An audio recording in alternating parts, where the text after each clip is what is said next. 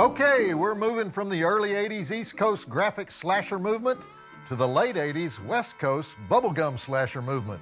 What we have is pretty much the ultimate 1980s direct-to-video LA movie. LA director, LA actors, LA locations, LA philosophy. In other words, brain candy for the dimwits. And we love that here on the Last Drive-In Marathon. We live for that. I'm talking about Sorority Babes in the Slimeball Bowl-O-Rama, featuring one of the nastiest performances ever given by Linnea Quigley, our #1 scream queen in the 80s. Linnea just loves playing a bitch. And this was one of her foul-mouthed punk queen classic roles. Excellent movie in the $100 budget range. I'm Joe Bob Briggs, and we're now heading into the Iron Man portion of the Dusk to Dawn horror marathon on Shudder. It's my swan song, my farewell to movie hosting, my affectionate tribute to the greatest scary movies of my generation, your generation, and our grandpappy's generations. And so you're probably wondering, why are so many of these movies from the 80s?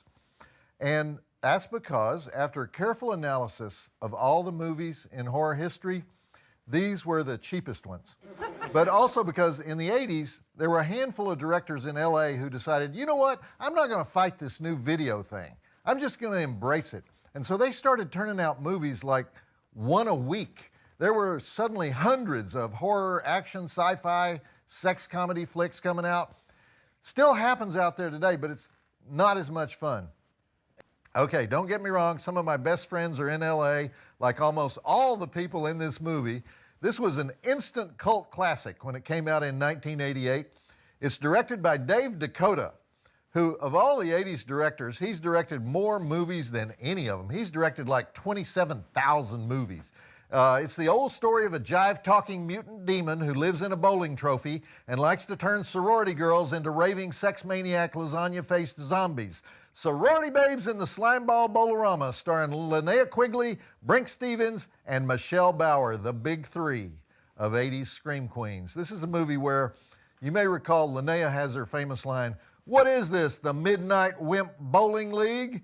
So let's look at the drive-in totals and get it going. We have 8 dead bodies, 10 breasts, 1 slime demon, 1 motor vehicle crash, 1 jive-talking midget monster who talks like Barry White hosting a game show, half-naked lesbianic dual spanking ritual, extended shower scene that's necessary to the plot, reverse bitch slapping, projectile puking, expendable she-demon supporting actors, extended Michelle Bauer nymphomaniac demonic writhing, if you know what I mean, and I think you do, 1 deadly taffy pull, 1 flaming pledge leader, kung fu, bimbo fu, punk girl fu, whipped cream fu, giant handgun fu, and of course, bowling ball fu. Heads roll. And when I say heads roll, I mean one head rolls all the way down lane 27. Scene-stealing cameo by the great Buck Flower as the old coot janitor. 4 stars. Check it out, and then I'll be back with some more information that you won't need at any time in the rest of your life at each of the breaks. So roll the film.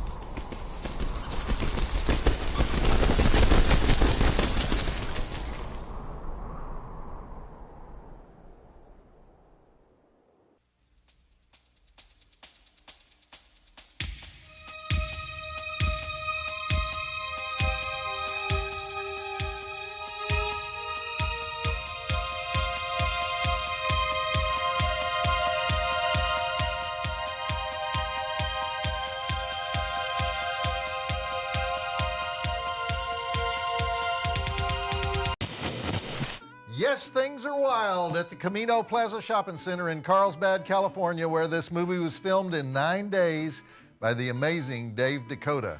Now, since this is a Dave Dakota movie, there will be absolutely no plot to get in the way of the story. This thing will move like lightning, slowing down only for naked breasts and butts and the occasional bloody head. Speaking of which, how many times did Babs hit the butts of Michelle Bauer and Brink Stevens in that scene?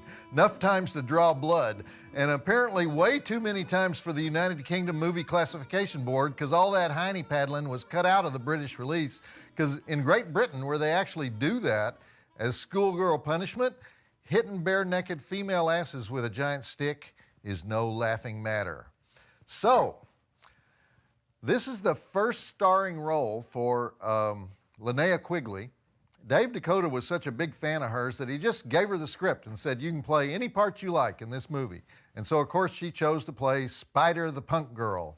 Linnea Quigley was at the peak of her popularity in 1988. She actually made 6 films that year, including Nightmare Sisters, A Nightmare on Elm Street 4, Dead Heat, Night of the Demons, and the immortal Hollywood Chainsaw Hookers. Now, she'd been around for a long time. Davenport, Iowa girl she went to Hollywood, started acting while she was working at a health spa, and she first got noticed as the Dream Girl in Fairy Tales in 1978, and her breakout role was Return of the Living Dead, where she was the hot punk girl who dances naked on top of the tombstone. Linnea has made 125 films, is known as a total sweetheart. She's one of the most popular guests at fan conventions. Brink Stevens and Michelle Bauer, the 2 sorority pledges, they were the other 2 iconic scream queens of the 80s. And in fact, Dave Dakota did a movie as late as 2014 called 3 Scream Queens, starring Michelle, Linnea, and Brink. But Dave was just starting out his career in 1988. He'd been in Hollywood for about 8 years, came down from Canada, got work for Roger Corman as a production assistant. And then his first feature was in 1986, and he would end up doing 138 films. Who works that hard these days? Over the next 30 years, he's still turning them out today. He's especially well known for his collaborations with Charles Band at Full Moon Entertainment. He did one of the Puppet Master films, many others for Charles Band. And Charles likes Dave because Dave shoots them hard, fast, and dirty. Okay, roll it. We'll have more Slimeball trivia at the next break. Hard, Fast, and Dirty should be a movie title, you know. Or a nickname for the 3 Scream Queens, you know. One of them's hard, one of them's fast, one of them's dirty. I know all 3 of them, so, and I'm not saying which is which, but I'm thinking it though. I think I know which is hard, which is fast, and definitely which is dirty, so damn.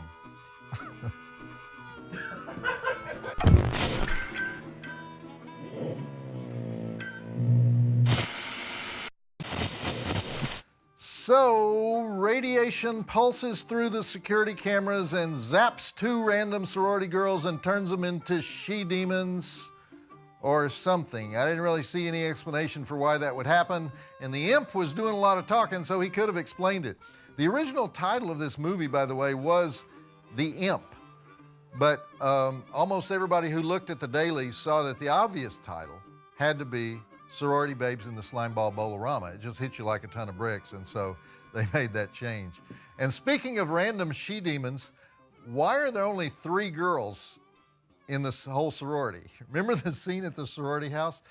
3 sorority members and 2 pledges. I mean, I know it's low budget, but that's it? I mean, we're world's smallest sorority. And now the only one left is Babs. I mean, the only non-zombie member left in Tri-Delt.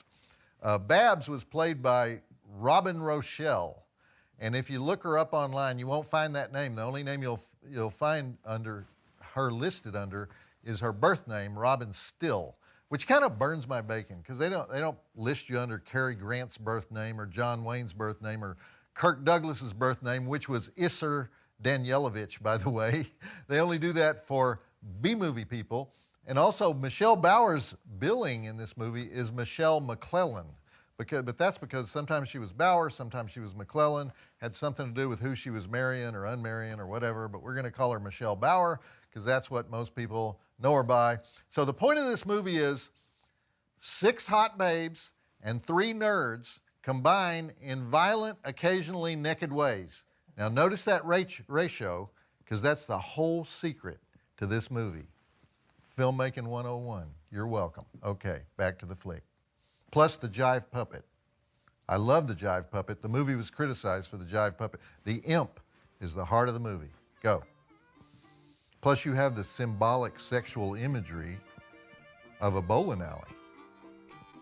You have balls, you have pins, and you have lanes, and you have gutters. We're going for the gutter. And we're staying in the gutter. Symbolism.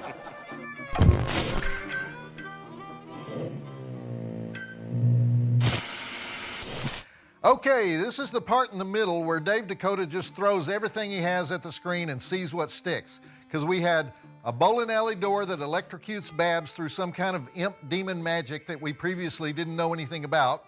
We had gold turned into wood. We had Brink Stevens' prom dress turned into tatters. We have one of the sorority bitches turn Bride of Frankenstein and get her she-demon sister to go all kung fu on Brink, while Michelle Bauer is sexing that guy to death. Let me just stop right here and say, that's how I want to die, okay? Then we have the operative symbolic image of the movie, a head literally rolling. We have continuous unmotivated puking. We have the normally street-savvy Linnea Quigley barricading a room with cardboard boxes. We have a giant gun that has no effect on a she-demon. We have a gratuitous cold cream application interlude. And we have a guy's head slammed down on a hot stove while that mischievous imp wisecracks a line about crispy critters. If you're wondering what's going on, only Dave Dakota knows. But we keep watching, don't we? Because Michelle Bauer just sexed a guy to death. And we have the clever gender reversal relationship between Linnea and Andrus Jones, who's the actor who plays Calvin. But wait, there's more! Back to the movie. You know how actors always talk about how there has to be subtext? You know, the scene is not about what the scene appears to be about.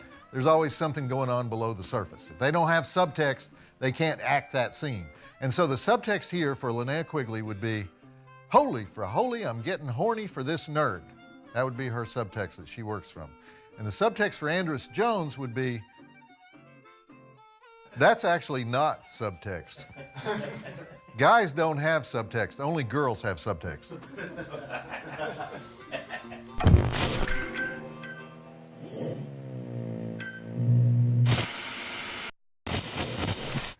That's the late, great Buck Flower as the janitor doing all the exposition for the whole movie in one brilliant scene. And that story he tells about Dave McCabe, the gutterball bowler in 1956 who used demonic spells to become the tournament champion.